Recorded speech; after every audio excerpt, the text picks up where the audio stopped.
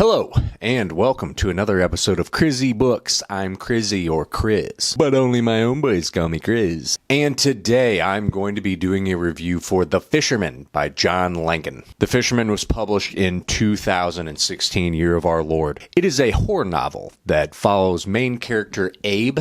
Abe loses his wife to cancer a couple years into their marriage, so very young. And to cope with his grief, he takes up fishing. He takes every moment that he can, all of his spare time, fishing. Then we find that one of his coworkers, Dan, also loses his wife and his children in a car accident that he was also involved in. He's the only survivor. The rest of his family is dead. Dan and Abe begin fishing together. I don't know that I'd quite call it a friendship, more of just we are fishing acquaintances, really. But they really don't ever become like best buddies or friends or anything like that, and rarely do they ever really talk about anything that's happened to them. Then one day, Dan suggests that they try out a new fishing spot called Dutchman's Creek. And some stuff ensues. We get a big backstory that takes up a very, very large chunk of this book.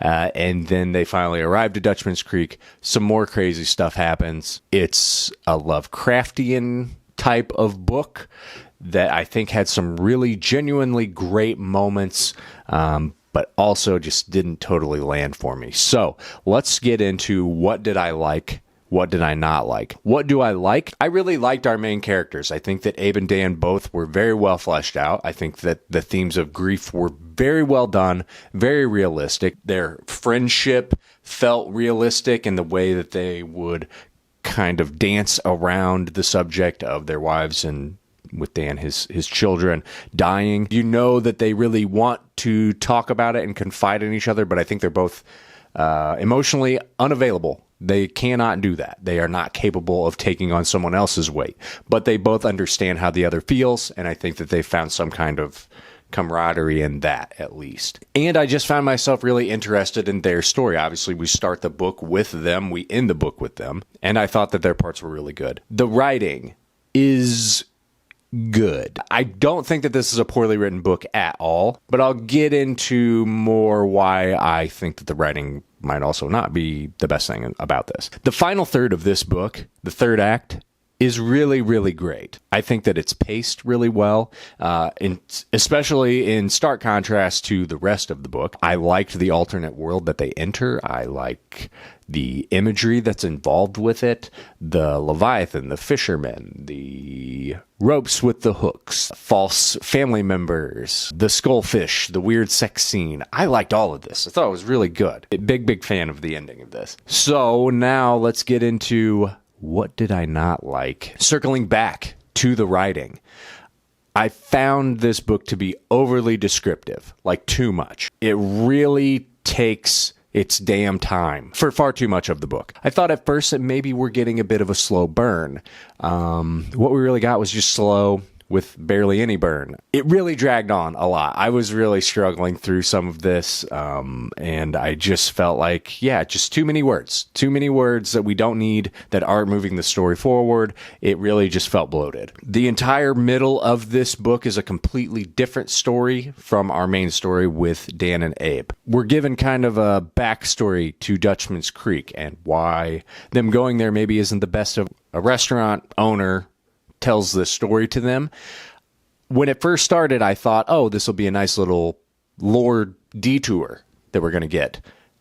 Turns out it's going to be a massive chunk of this book.